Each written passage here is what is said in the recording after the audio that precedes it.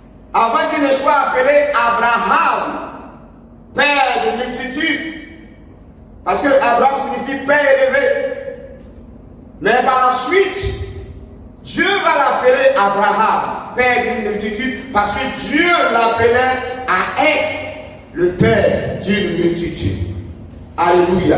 Et ce texte nous révèle deux attitudes, deux cœurs différents. La Bible dit qu'il y eut querelle entre les bergers d'Abraham et les bergers de Lot. Et Abraham va prendre la parole pour dire, il faille qu'on se sépare. Si tu vas à gauche, j'irai à droite. Si tu vas à droite, j'irai à gauche. Qu'il n'y ait pas de dispute entre nous. Et c'est ce qui va se passer. La séparation va se faire.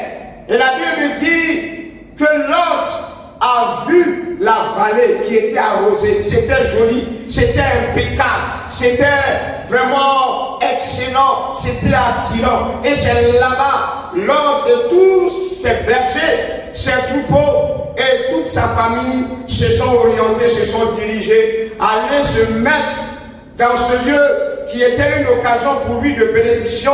Il est allé se séparant de son oncle, se séparant de son frère pour aller s'installer loin de son frère. Et la Bible dit que Lot habita dans les villes de la plaine au point de dresser ses tentes jusqu'à Sodome. Il ne s'est pas limité à un seul endroit. Il ne s'est pas arrêté à un seul lieu. Parce que pour lui, c'était une opportunité de faire avancer son œuvre, son travail, son affaire.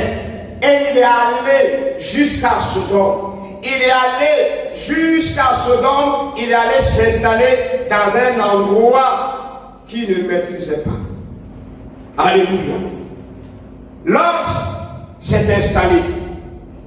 Alors, frère, le constat qui est fait, c'est que lorsque nous analysons ce texte, nous voyons que Dieu a appelé Abraham et son neveu l'a suivi parce que c'est son neveu.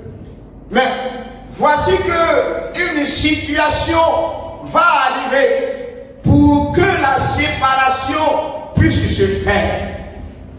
Et le premier élément que je veux aborder, le premier élément que je veux relever au travers de ce texte, c'est que c'est Abraham lui-même qui a pris la parole pour dire, mon petit, je ne veux pas d'histoire avec toi. Il serait mieux, il serait intéressant que tu puisses prendre ton chemin pour qu'on puisse se séparer en paix, en joie, avec vraiment tranquillité, pour ne pas qu'il y ait des bruits entre toi et moi. Abraham pouvait dire, c'est moi le grand frère, c'est moi l'aîné, c'est moi qui ai droit, qui ai part à ce lieu qui rayonne, à cette vallée qui est arrosée, à cette vallée qui est comme une grâce, une opportunité qu'il fallait saisir. Non, Abraham n'a pas eu de telle disposition, de telle pensée, mais au contraire, il a dit à l'homme, regarde devant toi, regarde en face de toi et choisis pour toi ce qui te plaira. Choisis, fais ton choix. Alléluia. Voyez-vous, les personnes qui aiment sont prêtes à laisser aux autres de faire le choix, de faire le premier choix. Ces personnes comme Abraham ne sont pas mécontents de voir son prochain, de voir son frère évoluer, avancer, grandir dans la vie, être quelqu'un, voir ses affaires bouger, ses affaires évoluer. Au contraire, lorsqu'il voit un dernier avancer, un dernier prospérer dans son activité, dans son affaire, son cœur est réjoui parce que de telles personnes, frères, sont ceux-là dont le cœur a été transformé, a été façonné, a été régénéré. Ce sont des personnes qui sont consacrées à Dieu, qui sont sensibles à la voix du Saint-Esprit. Et lorsque elles appellent qu'une personne est dans une difficulté, elles sont prêtes à trouver les moyens, à part la communication de l'aide du Saint-Esprit, pour les booster, pour les aider à avancer, personnes ont pris la résolution, ont des projets qui avancent, ont des projets qui marchent, qui prospèrent. Elles ne sont pas contre ça, mais leur cœur est réjoui parce que ce ne sont pas des personnes qui sont animées du vieil homme, mais des personnes revêtues de l'homme nouveau qui se renouvellent dans la connaissance de l'image de celui-là même qui l'a créé. Alléluia. Abraham, frère, sont le type de personnes qui sont des personnes spirituelles, des personnes qui ont été réellement touchées par la puissance de Dieu. C'est des personnes en qui la foi a beaucoup travaillé, a beaucoup œuvré, et quand bien même elles ont raison, à 1% elles ont raison, et que l'autre à 99% ont tort, elles disent non, son tort est pareil à pour moi, parce que je ne me vois pas comme une personne qui a raison, qui se met toujours au même niveau que les autres, qui est là pour couvrir les autres, qui est là pour aider les autres, qui est là pour apporter son conseil, pour apporter son aide, et non pas pour constituer des entraves, des blocages, et non pour être rempli de haine, de mécontentement pour son prochain. La Bible dit quoi? Que celui qui court une faute cherche l'amour, et lorsque ces fautes sont rappelées dans des discours, il divise les amis. Frère, ayons l'attitude que Abraham avait vis-à-vis de son neveu Lot. Abraham n'est pas des personnes, lorsqu'il t'aide, lorsqu'il t'a donné tous les moyens qu'il faut pour atteindre un but, il n'est pas là pour aller dire, pour aller de porte en porte pour raconter ce qu'il a fait pour se donner. C'est grâce à moi que ces dossiers ont été acceptés dans cette société. C'est grâce à moi parce que, notamment, elle est venue me voir. Il est venu me voir parce que tout simplement, elle prépare son mariage. Elle est venue me demander des moyens. C'est grâce à moi aujourd'hui que son marché là, ça donne à la clientèle. C'est grâce à moi aujourd'hui son magasin est rempli. C'est grâce à moi aujourd'hui, il travaille, il est devenu quelqu'un, je l'ai logé chez moi, et c'est chez moi il est resté, il est devenu une personne importante, incontournable. Abraham n'a pas eu de telles attitudes. Abraham n'a pas eu de telles dispositions. Au contraire, Abraham a levé les regards vers Dieu. Lorsque nous sommes amis de Dieu, lorsque nous collaborons avec Dieu, nous savons attendre le temps de Dieu. Nous savons donner toute la latitude, toute l'opportunité à Dieu de se révéler, d'agir, d'entrer en action au moment propice, au moment favorable. On ne jalouse pas, on n'est pas mécontent, on n'est pas rempli de haine, parce que mon frère excelle, mon frère vit et baigne dans le bonheur. Si Dieu t'a utilisé, si Dieu t'a utilisé comme un canal afin de bénir une personne, bénis Dieu. Même si la personne peut raconter des choses sur ton compte, même si cette personne peut dire des choses qui ne tiennent pas la route, bénis Dieu. Parce que Dieu t'a utilisé afin de relever quelqu'un. Et ça, c'est important. Et ça lui prie aux yeux de Dieu. Et c'est de telles personnes que Dieu cherche, que Dieu veut, que Dieu attend. Des personnes qui savent se confier en lui, des personnes qui sont sensibles à lui, des personnes qui sont remplies de patience et de douceur, des personnes qui savent que Dieu là, il est capable de toutes choses, des personnes qui ne pleurent pas, des personnes qui ne s'exposent pas n'importe comment, mais qui savent attendre l'heure de Dieu afin que Dieu puisse se révéler. Alléluia. Que Dieu soit béni. Bien-aimé, soit comme Abraham, qui est le père de la foi, qui est le père de la foi. Gloire à Dieu. Nous devons avoir cette attitude. C'est pourquoi il est important que tu puisses donner ton cœur réellement à Dieu.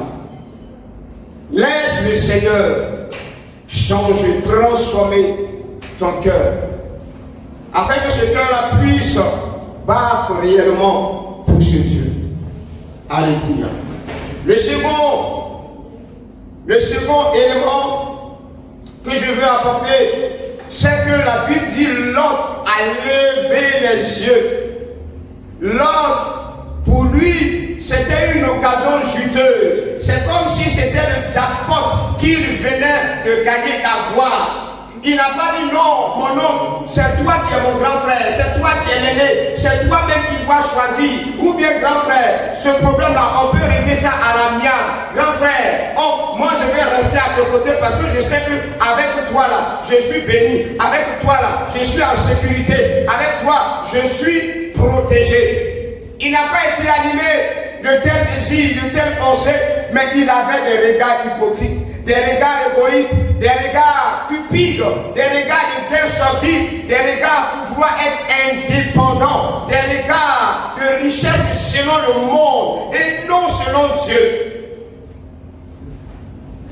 L'autre était croyant, mais son cœur était partagé. Son cœur était partagé. Il voulait une place dans le cœur de Dieu, mais il voulait aussi une place dans le monde. Il voulait une place dans le cœur de Dieu, mais il voulait aussi une place dans le cœur des autres. Il voulait être connu par Dieu, mais il voulait que les hommes aussi puissent le connaître. Il voulait être vu par Dieu, mais il voulait que le monde aussi puisse le connaître. Lot n'a pas agi comme il le fallait parce que ces types de personnes sont des personnes qui ne sont pas consacrées à Dieu, qui ne développent aucune communion avec Dieu, qui n'ont aucune intimité avec Dieu, qui n'ont aucune relation réelle avec Dieu. On les voit apparemment, ce sont des personnes qui parlent la langue, ce sont des personnes qui prophétisent, qui font plusieurs choses, mais en réalité, il n'y a pas eu de transformation profonde, de transformation dans tous les sens de leur vie. On les voit Bible en main, on les voit bien habillés, mais en réalité, l'Esprit de Dieu n'a pas eu une action profonde en eux. C'est pourquoi ce sont des personnes qui sont toujours prêtes à partir. Ce sont des personnes qui tout le temps murmurent, tout le temps se plaignent en un point fini. C'est des personnes à chaque fois qui voient toujours le mal ici, qui voient toujours ici quelque chose d'anormal, quelque chose de bizarre. Et qui décrivent ce que les autres font, tout l'effort qu'ils emploient, toute l'énergie qu'ils y mettent pour que la chose puisse marcher, pour que la chose puisse aboutir. Et ils sont là toujours, les gens de l'autre là, pour condamner, pour juger, pour sanctionner. Pourtant eux-mêmes, ils ne font rien. Ils sont là pour juger, ils sont là pour parler mal des autres, ils sont là pour voir ce que les autres ils font de tout leur cœur, une chose qui n'est pas bonne, une chose qui n'est pas appréciable, une chose qui n'est pas correcte. Mais toi tu fais quoi? Qu'est-ce que toi tu fais pour que Dieu puisse approuver, Dieu puisse agréer, Dieu puisse dire oui, mon fils, ce que tu fais me touche. Ne fais pas comme l'autre qui dans la prière, je ne suis pas comme ce publicain, ce pécheur. Parce que moi, je fais tant, je donne ma dîme, je fais ceci, je fais cela.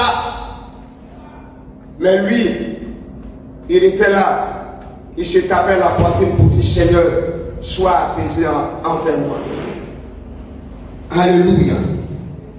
Gloire à Dieu. L'autre était mondain. Son cœur était partagé, était divisé. Quel est l'état de ton cœur? Pour toi, situation de coronavirus là, c'est une occasion pour toi de vivre librement. Ce que tu guettais, ce que tu cherchais depuis fort longtemps, pour toi c'est une occasion de toucher, de saisir. Parce qu'on dit les temples sont fermés, on ne se retrouve plus, on ne peut plus se mettre ensemble, communier ensemble, prier, chercher Dieu. Pour toi, c'est une occasion d'aller vadrouiller, d'aller faire du n'importe quoi. Cette crise sanitaire, au contraire, doit être pour toi l'occasion de renouer ta communion avec Dieu. De renouer ta communion avec Dieu. Parce que c'est une situation qui n'arrange pas tout le monde, oui. Mais là, frère, c'est l'occasion pour toi d'aller dans le secret. Lot, bien-aimé, n'avait pas d'intérêt pour le Seigneur. Lui, tout ce qu'il cherche, c'est le système de ce monde.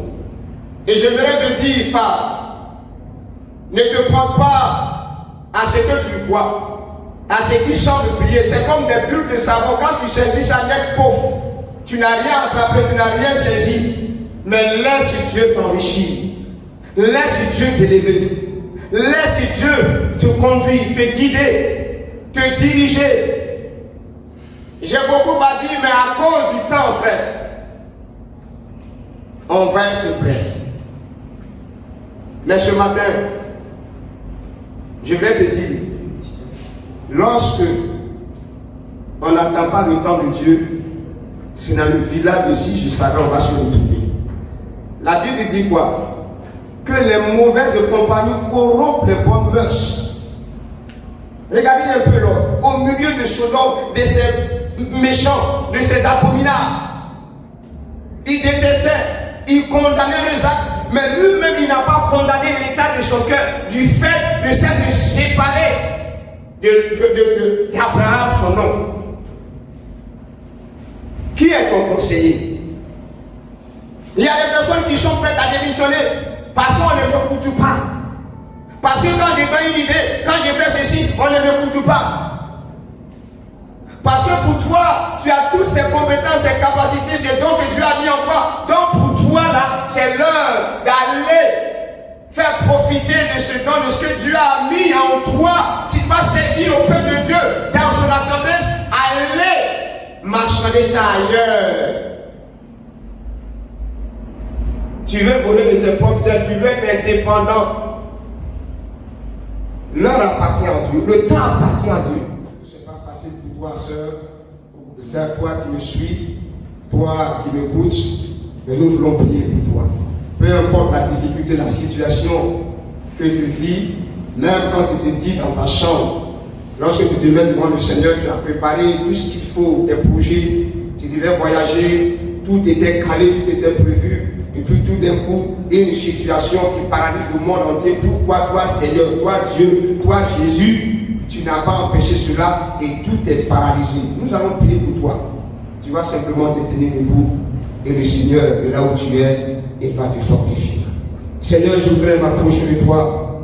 Je voudrais te bénir, je voudrais te rendre grâce et te prier pour ces bien-aimés qui traversent des difficultés, qui traversent des situations pénibles, des situations dans le ciel, Seigneur, et qui ne savent où porter de la tête, qui ne savent, notre Dieu, vers qui s'orienter, parce que pour eux, Dieu a voyagé, Dieu leur a donné l'eau, Dieu les a oubliés, parce qu'ils n'entendent rien, ils ne voient aucun signe, ils ne voient notre Dieu, oui, aucune action, aucun mouvement à l'horizon, et pour eux, Seigneur, tout est perdu d'avance. Je veux prier pour ces personnes, afin que de là où elles se trouvent, Seigneur, tu puisses les visiter, tu puisses les assister, les fortifier, et que ta grâce, ta bonne main repose sur leur vie. Que tout ce qui, Seigneur notre Dieu, les trouble, tout ce qui les ennuie, les embête, notre Dieu, des pensées négatives qui viennent, Seigneur notre Dieu, les mélanger, afin de les entraîner, notre Dieu, dans des voies dans lesquelles tu n'es pas. Au nom de Jésus, nous renversons cette action de l'ennemi et nous prions que notre Dieu, tu puisses